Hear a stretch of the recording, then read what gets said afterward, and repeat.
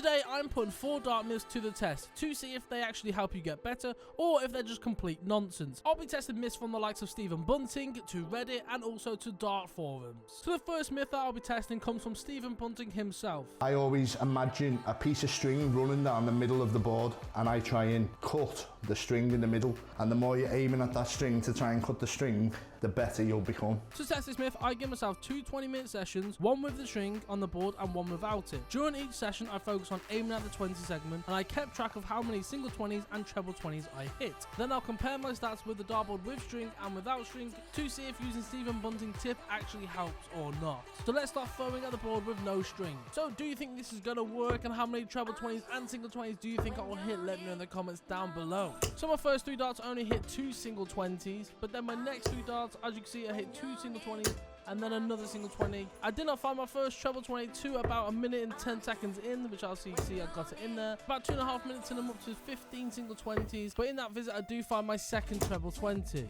Nearly 11 minutes in, as you can see, I'm up to 48 single 20s and about 10 treble 20s. By about 12 minutes in, I hit this nice little shot. And then about 17 minutes in, I finally found my first 180.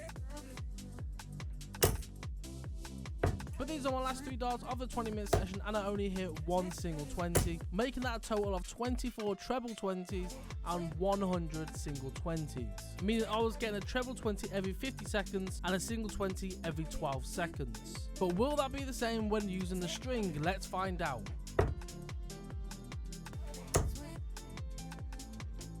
So the first 3 darts I hit 2 single 20s and 1 treble 20. And 1 minute 30 seconds in I hit the exact same score.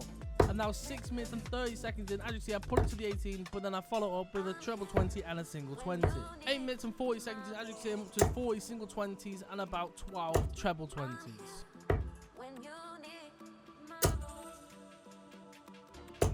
Just missed that 180. Now for 12 minutes in, I'm at 52 single 20s and about 15 treble 20s.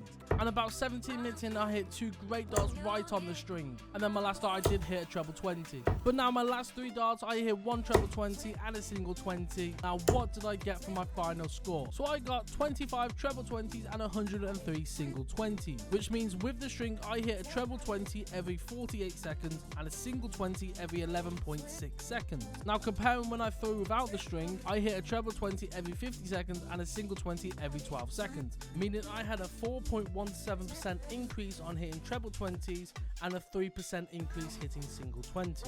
So is this trick a myth? And that is a no. It does make you a little bit better, but it's not a complete game changer. But now let's move on to myth 2. Some dart players swear by listening to music while practicing helps them concentrate more and as well have better moments. I wanted to find out, so I played 2 first to 2 leg games, one with music and one without music, and I'm going to compare them both games to see if playing with music helps or not. So without further ado, let's get straight into it. So I'm kicking off this leg and I hit a single 20 and then a treble 19 and then a single 19. The dartboard did respond back with a 45. Then my second visit I hit 2 single 20s and then a treble 20 to make that 100. After 6 visits at the board, I am left on 128, and now can I set myself up? And I do leave myself on 70. The dartboard did respond back by hitting an 88, but does leave myself on a 2 dart finish. And now I do hit the treble 18 and now double 8 and now double 4. And I do take this first leg by hitting double 4. The dartboard did kick off his leg by hitting a 60, and then I respond back by hitting a 96. And then again the dartboard does hit a 60, and then my next visit I only hit a 42. So after 8 visits to the board, I'm down to a 2 dart finish. I hit single 16 and then treble 16, leave myself in double 8.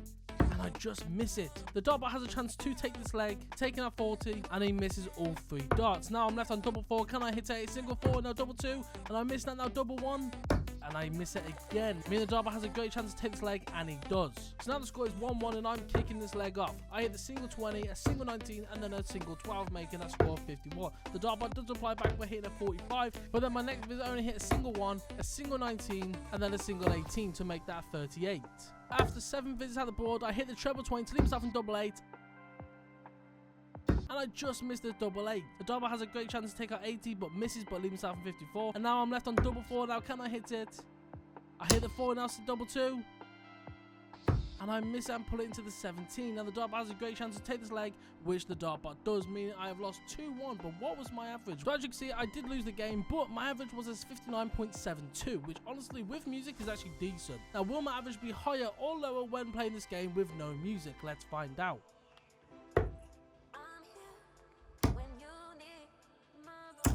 So I kicked this leg off by hitting a 96. The dartbot did reply back with a 60. And then my next 2 darts I only hit a 9. And then the dartbot did respond back with an 80. But after 8 visits on the board, I'm left on 94. And now left on 90. I did try and go in bullseye, but I did miss it. But I did end up hitting a 16. The dartbot is left on 16, but now I hit the single 11, 6, left myself 57, and then I did hit the 19 to leave myself on 38. Now can I hit 38? And I do with my second dart and take the first leg. The dartbot did kick this leg off by hitting a 28. Then I did follow up with a 58, and then the dartbot responded back with a ton. And then my next 2 darts I hit a single 20, a single 19, and then another single 19 to make that 58. Now after 8 visits I was left on 128, the single 20, and then I hit the treble 18, and then I hit the 4 to leave myself on 50. The dartbot does have a good chance to take out 32, but it does not. Now I'm left on 50, I hit the single 18, now double 16. Which I just missed. Now the dartbot has a great chance to take out 8, which the dartbot does, making the score 1-1. Now I kick off his leg by hitting a single 5, treble 19, and then a single 3, making that score 65. The dartbot does reply back with a 60, and then I reply back by hitting a single 5, a single 19, and then a treble 18, making that 78.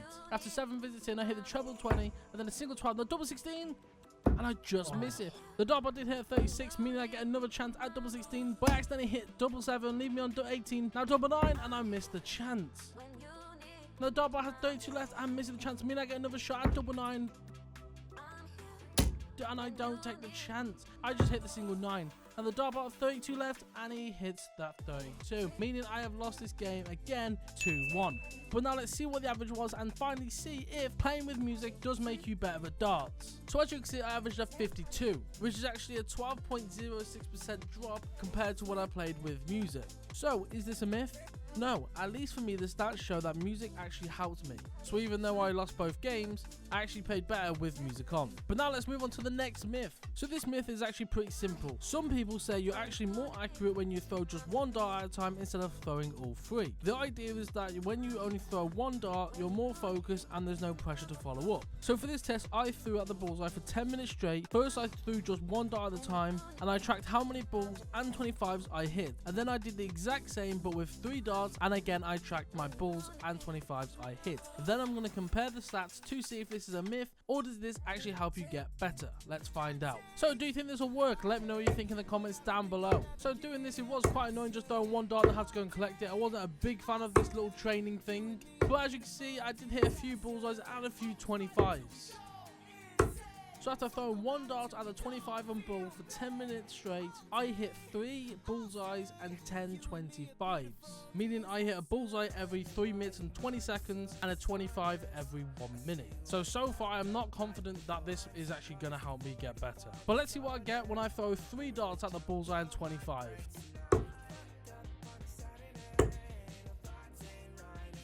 So on first 3 darts I did start off strong by hitting a bullseye and a 25. Then about 5 minutes in I hit 3 25s. Straight away when I was doing this, by the way, honestly it felt so much nicer to throw actually 3 darts instead of 1. But these are my last 3 darts of this test. Hopefully I hit a decent score.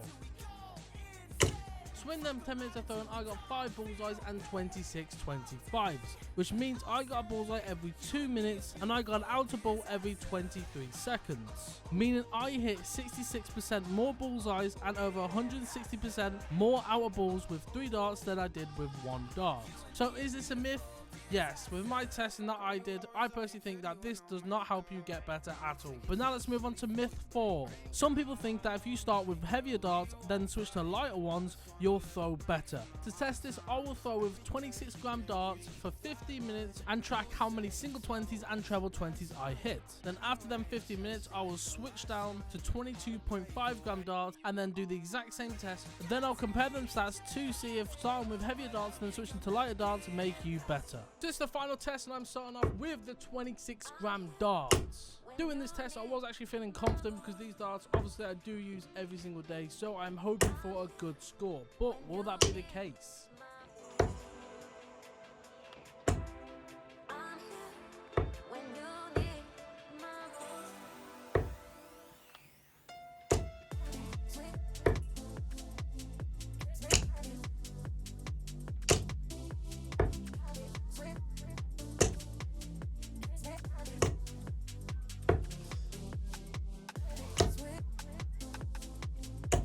So in that 15-minute session, I hit 13 treble 20s, which works out 1 every 69 seconds, and I hit 67 single 20s, which works out 1 every 13.4 seconds. And my accuracy on the treble 20 was a 16.25%, and I had a single 20 accuracy of 83.75%. Do you think I'll get higher or less when using the 22.5 gram darts? Let's find out.